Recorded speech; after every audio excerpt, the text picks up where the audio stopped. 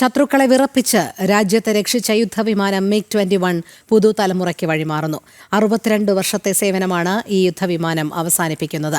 MiG-21 വിമാനങ്ങൾ ചിറകുതുക്കി ചണ്ഡീഗഡിൽ നടന്ന പ്രൗഢഗംഭീര ചടങ്ങിൽ MiG-21 വിമാനങ്ങൾ വ്യോമസേനയിൽ നിന്ന് ഔദ്യോഗികമായി ഡീകമ്മീഷൻ ചെയ്തു. ഭാരത വ്യോമയാന ചരിത്രത്തിന്റെ DNA ആണ് MiG-21 എന്ന് ചടങ്ങിൽ പ്രതിരോധ മന്ത്രി രാജ്നാഥ് സിംഗ് പറഞ്ഞു. എസ് നന്ദഗോപൻ ചേരുന്നു. നന്ദൻ, ചണ്ഡീഗഡിൽ MiG-21 വീരോചിതമായ യാത്രയയപ്പ് വിവരങ്ങൾ.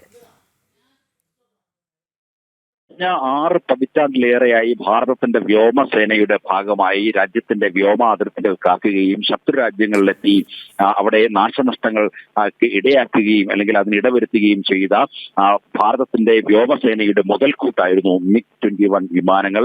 63 വർഷത്തെ സേവനങ്ങൾക്ക് ശേഷം ഇതാ MiG-21 വിമാനങ്ങൾ ഇപ്പോൾ ഡീകമ്മീഷൻ ചെയ്തിരിക്കുകയാണ്. ചണ്ഡീഗഡിൽ നടന്ന ചടങ്ങിൽ കേന്ദ്ര പ്രതിരോധ മന്ത്രി രാജ്നാഥ് സിംഗ് മുഖ്യ അതിഥിയായി.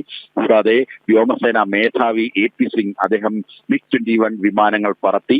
അവസാനമായി അദ്ദേഹം ഈ ചണ്ഡീഗഡിലെ റൺവേയിൽ ലാൻഡ് ചെയ്യിച്ചതോടുകൂടിയാണ് ഈ ഡീകമ്മീഷനിങ് പൂർണ്ണമായും പൂർത്തീകരിച്ചത്. വാട്ടർ സല്യൂട്ട് അടക്കമുള്ള ബഹുമതികൾ MiG-21 വിമാനങ്ങൾക്ക് നൽകി. മാത്രമല്ല, ഇന്ത്യൻ എയർഫോഴ്സിന്റെ സൂര്യകിരൺ അക്രോബാറ്റിക് എയർ ടീമായിട്ടുള്ള സൂര്യകിരണിന്റെ വ്യോമ അഭ്യാസ പ്രകടനങ്ങളും ഇതുമായി ബന്ധപ്പെട്ട് നടന്നു.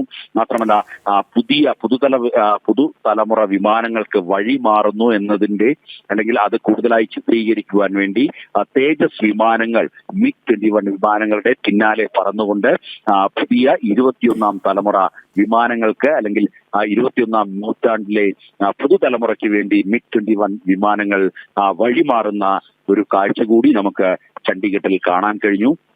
1965-ലും 1971-ലും 99-ലെ കാർഗിൽ യുദ്ധത്തിലും ഒക്കെ തന്നെ ഭാരതത്തെ അല്ലെങ്കിൽ ഭാരതത്തിന് ഏറെ സേവനം നൽകിയ MiG-21 വിമാനങ്ങൾ ഏറ്റവും ഒടുവിലായി 2019-ലെ ബലാക്കോട്ട് ആക്രമണത്തിലാണ് അതിനുവേണ്ടിയാണ് ഭാരതത്തിൽ ഓപ്പറേഷൻ വിഭാഗത്തിനായി ഉപയോഗിച്ചത്. അതായത് പാകിസ്ഥാനിലെ ബലാക്കോട്ടിലേക്ക് കടന്ന് ഭാരതം നടത്തിയ ആക്രമണത്തിന് പ്രധാനമായും ഉപയോഗിച്ചിരുന്നത് MiG-21 വിമാനങ്ങളായിരുന്നു എന്നുള്ളതാണ് ഏറെ പ്രത്യേകത. അങ്ങനെ MiG-21 വിമാനങ്ങൾ ഈ 1965-ലെ പാകിസ്ഥാനുമായിട്ടുള്ള യുദ്ധത്തിലും 71-ലെ പാക് യുദ്ധത്തിലും ഒക്കെ തന്നെ വളരെ നിർണായകമായ പങ്കുവഹിക്കുകയാണ്. ഭാരതത്തിന്റെ ചരിത്രത്തിന്റെ നാഴികക്കല്ലിൽ ഇടം നേടിയ ഒരു വിമാനം എന്നുള്ള നിലയിൽ കൂടിയാണ് MiG-21 അറിയപ്പെടുന്നത്. 1963-ൽ ഭാരതത്തിന്റെ വ്യോമസേനയുടെ ഭാഗമായ MiG-21 ഏതാണ്ട് 800-ലധികം MiG-21 വിമാനങ്ങൾ ഭാരതം പലപ്പോഴായി കരസ്ഥമാക്കുകയും പിന്നീട് റഷ്യയിൽ നിന്നും MiG-21 വിമാനങ്ങളുടെ സാങ്കേതിക വിദ്യ ഭാരതം സ്വീകരിച്ച് ഹിന്ദുസ്ഥാൻ എയറോനോട്ടിക് ലിമിറ്റഡിന്റെ ബംഗളൂരുവിലെ ഹാങ്ങറിൽ വെച്ച് പുതിയ സാങ്കേതിക വിദ്യകളും മറ്റും ഉപയോഗപ്പെടുത്തിക്കൊണ്ട് ഭാരതം തന്നെ ഈ വിമാനം തദ്ദേശീയമായി നിർമ്മിച്ച് പുറത്തിറക്കുകയായിരുന്നു. ശരി, എസ് നന്ദഗോപനാണ് വിവരങ്ങൾ നൽകിയത്.